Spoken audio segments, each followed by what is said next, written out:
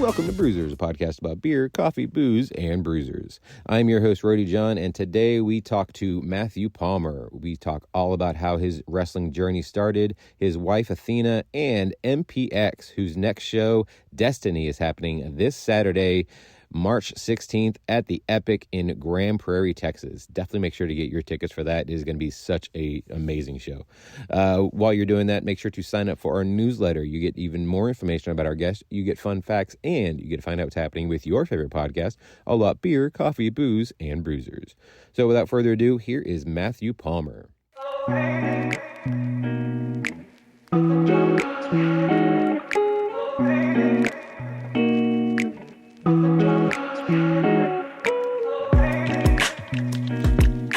would like to welcome to the show Matthew Palmer. How are you doing tonight? I'm doing good. I'm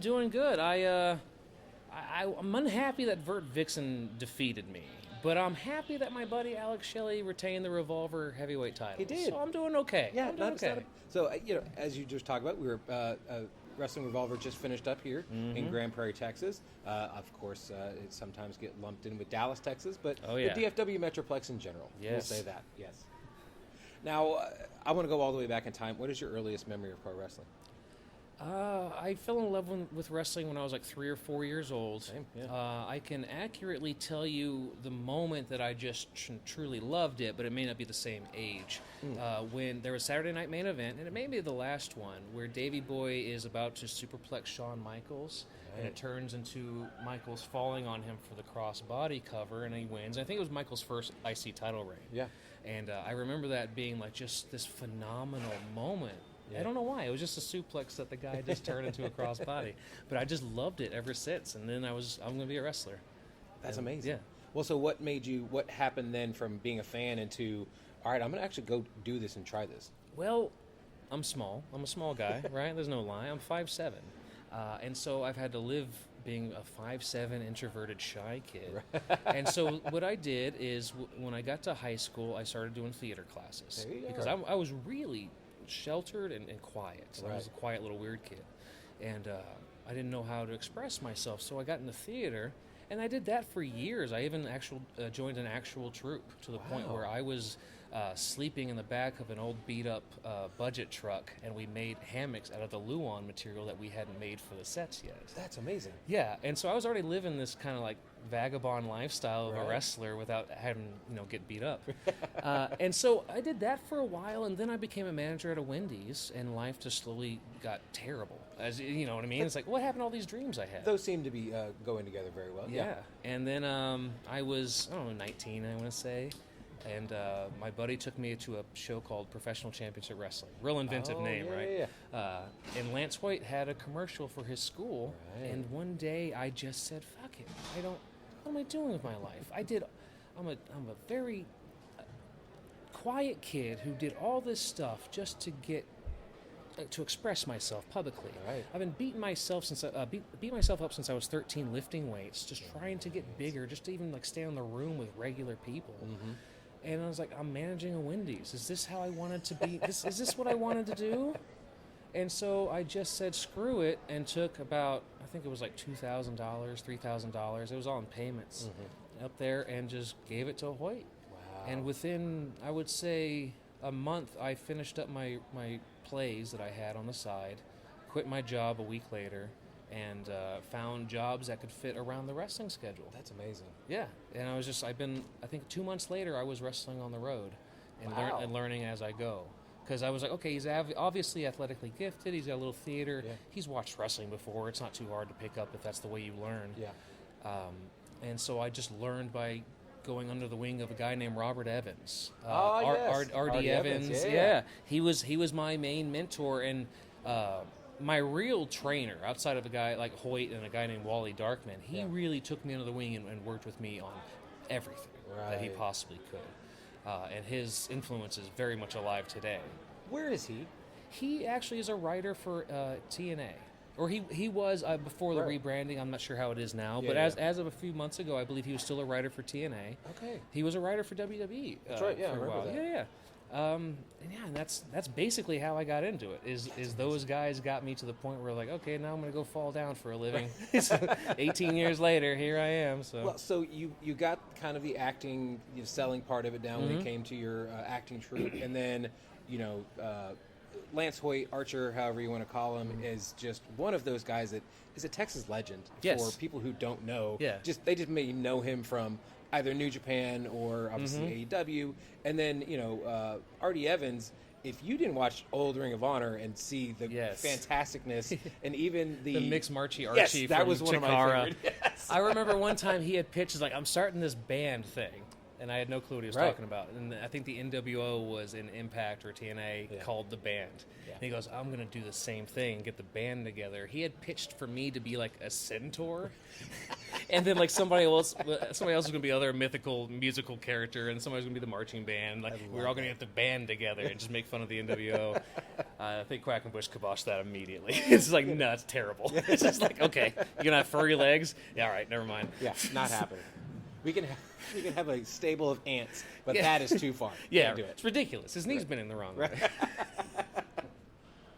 Well, so with those three things kind of lined up, what do you think you really took from all of them to kind of like figure out? Because obviously, when you're first starting out, you have a grand idea of what your gimmick's going to be, who your character is. What did you kind of pick up from all of those pieces together?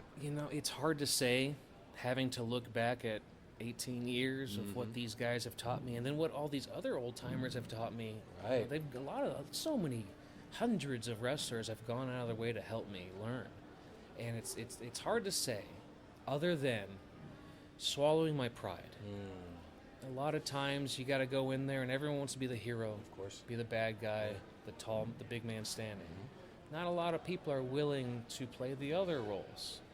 And I had to learn and play the other roles, right? And then that charm and that ability wears off, and you're like, God damn, this chicken shit heel is so fucking pathetic that he's lovable. Yes. Let me give him other pushes. And so I learned how to do different places on the card to the best of my body's ability and believability, because they were like, swallow your pride. Get over a different way. Yeah. Don't go in there and do all the moves. Don't go in there, just sell. Right. Give me a good sell. You saw tonight, I did basically like the misogynistic stand-up comedy bit, right? And we did it after a person had a medical emergency and killed the crowd. I'm sorry, I didn't mean to say kill the crowd like bad, but like this person's still in the hospital. I don't want to say anything ill. Yeah. But the crowd got real quiet, and I walk out there and I start doing basically your 1980s stand-up comedy, and my wife comes out and drags me out. Not many guys would think that. No. How am I supposed to do this? Who can go out here and do this? How are you gonna bring the crowd back right now? Fellas, I got it. Yeah. I have no pride. So like, zero self-esteem. I got this. No. But that's what I've learned. That's what I learned from those guys. That's amazing. I love that. Now, so you have recently kind of taken over at MPX. Yes. You've had years past in MPX already. How did it come across your plate that you were, I don't know if you purchased it? I did. I purchased it. Congratulations. Thank you. How did all that even happen? Well, I had been wrestling for MPX for a long time, Metroplex Wrestling. I was going to say, for people outside of the Metroplex who don't know who MPX is. Metroplex Wrestling, if you want, here, I'm going to shamelessly plug it. All right, if you want to follow us, every Saturday night we run. Unless Revolver's running or it's WrestleMania, Wrestling Christmas, we run every Saturday. You can buy tickets at mpxwrestling.com. You can go to our Twitch /Metroplex Wrestling and follow us. In fact, we have our biggest show on March 16th called Destiny here at the Epic again. Exactly. Congratulations also. Thank you. That's a huge... Thank you. I'm really trying, because these guys deserve a platform. They're really good, I promise.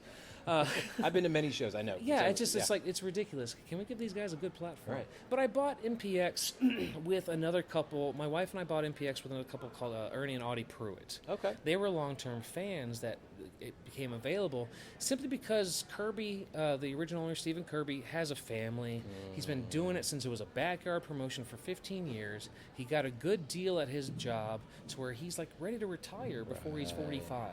That's nice. And yes, you know what I mean? With two kids that are practically grown, he's got his house about paid for, and we couldn't find a proper lease, or he couldn't find a proper lease for the building, and he didn't want to stay in the current one anymore. It's like, this is complacent. It's been 13 years. Right. I want to grow, or dude, just go to Cabo.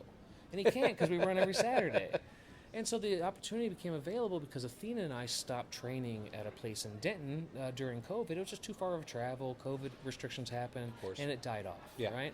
And I was like, well, she wants a place to train. The Pruitts were going to buy it, and then I was in the back with Kirby going, why don't you just give them half and give me half? It's not like they know much about wrestling, but it's not like I'm smart enough to handle the money.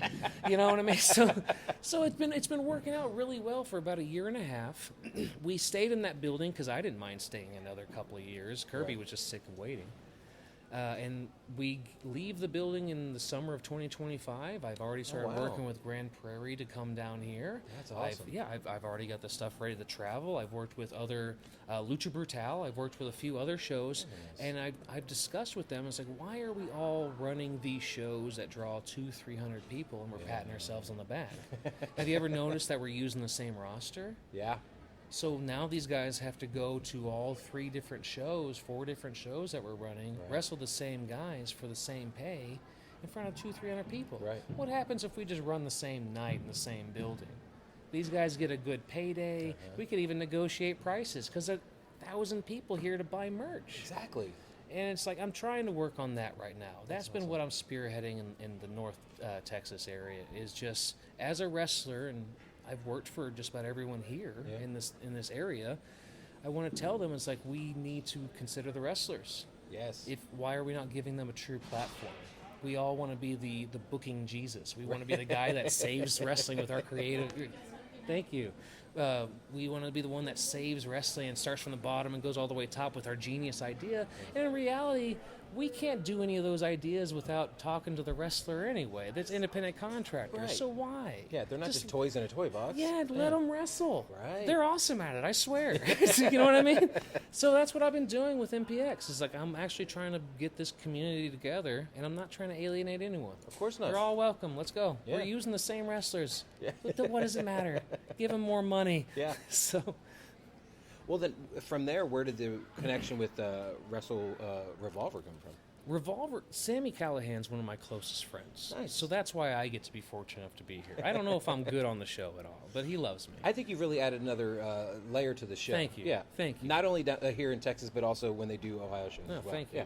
Yeah. Good fish, Palmer. Good fish for There that you one. go. Thank you. But I got with him because Athena got signed to NXT, Yes. and when she needed a place to stay. And her good friend was Jessica Havoc. Oh, yes. And so Havoc and Callahan housed Athena while I had to finish up actual work here for a couple of months. Mm-hmm. And she, they took care of her. They didn't pay rent, and she was, struggling trying to get through because the pay, I think, at the time was like $30,000 a year, having to wrestle 6-7 days a week and stuff. But I mean, the money's going to come. It's Obviously. just like, I mean, we don't know if you're going to It's last an 4 days, investment, right? but yeah. And then the money quickly came. So I'm not going to try to knock that. Yeah. That's not what I mean.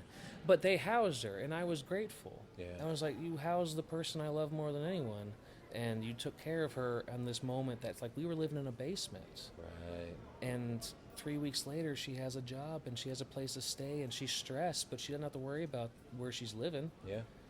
And I was like, this is so kind. And it wasn't until like a year later that Callahan was like, let me see one of your matches. Because, like, I was just the guy who just hung out with him. He was my friend. He smoked weed. I played video games. And we just, whatever. That goes hand in hand all the Yeah, time. and then he saw a match. He goes, oh, you're good. Let's use you. And then Revolver kind of came about a couple of years later, or maybe even a year later, after he left WWE. And got in touch with his brother about, let's just run his own show. Yeah. And he was like, all right, Matt, come on in. Let's work on what we can do with you. Right. And he worked with like improv stuff. Like one time we started feuding just simply because he was about to say goodbye to the crowd, and I walked up to him going, hey, how about I attack you? And he was like, all right. And he goes out to the ring, and like I was like, I guess that's a real yes? Yeah. Screw it. And I go and attack him. Let's find out. And here comes Jake Christ ready to kick my ass because he didn't know. He was Sammy's friend. He's just like ready to kick my ass, and I'm powdering out of the way, and I'm running to the crowd. And then the rest was like, oh, this is our local bad guy at Revolver. He's our just despicable person. So, yeah, that's how I started with the Revolver. Just like the chicken shit heel. It was great. Now, as you kind of already touched on, what you're trying to do up here in North Texas with MPX and obviously the connection here with